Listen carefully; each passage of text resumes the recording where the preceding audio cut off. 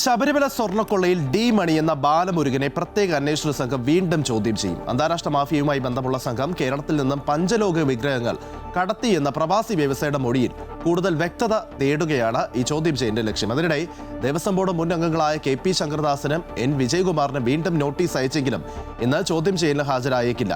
CBI അന്വേഷണം ആവശ്യപ്പെട്ടുള്ള ഹർജിയിൽ പ്രത്യേക അന്വേഷണ സംഘം ഇന്ന് ഹൈക്കോടതിയിൽ മറുപടി നൽകുകയും ചെയ്യും. വിശദാംശങ്ങളുമായി ആതിര രാധാകൃഷ്ണൻ ചേരുകയാണ്.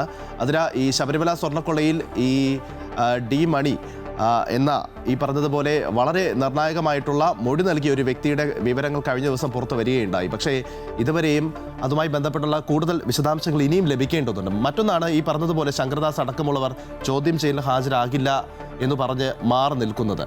നമ്മൾ നേരത്തെ കണ്ടതാണ് ഈ N വാസുവിനെയൊക്കെ അറസ്റ്റ് ചെയ്യുന്ന വേളയിൽ തന്നെ ഇവർക്കെതിരെ വലിയ ആക്ഷേപമുണ്ടായിരുന്നു. ഒരുപക്ഷെ ഇന്ന് ചോദ്യം ചെയ്യലിന് ഹാജരായാൽ അറസ്റ്റ് ചെയ്യും എന്നുള്ള ഭയമാണോ ഇവരെ ഈ ചോദ്യം ചെയ്യലിന് പോകാതെ മാറി നിൽക്കാൻ പ്രേരിപ്പിക്കുന്നത്?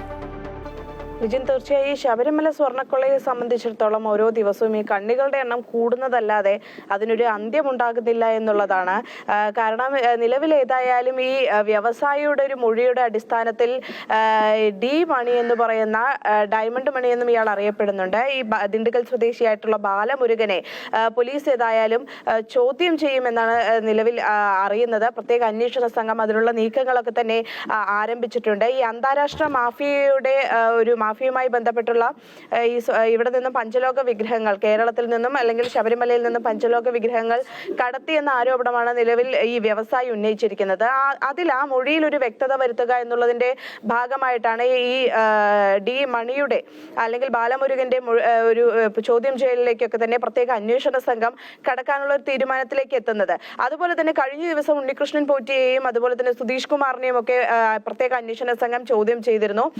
ഇന്ന് ദേവസ്വം ബോർഡിലെ ഈ KP ശങ്കരദാസിനെയും N വിജയകുമാറിനെയും ഇന്ന് ചോദ്യം ചെയ്യും എന്നായിരുന്നു പ്രത്യേക അന്വേഷണ സംഘം അറിയിച്ചിരുന്നത്. അതിന്റെ ഭാഗമായിട്ടാണ് ഉണ്ണികൃഷ്ണൻ പോറ്റിയെയും കഴിഞ്ഞ ദിവസങ്ങളിലൊക്കെ തന്നെ ചോദ്യം ചെയ്തത്. ഇവരുടെ മൊഴികളിൽ ഒരു വ്യക്തത വരുത്തുക എന്നുള്ളതാണ്.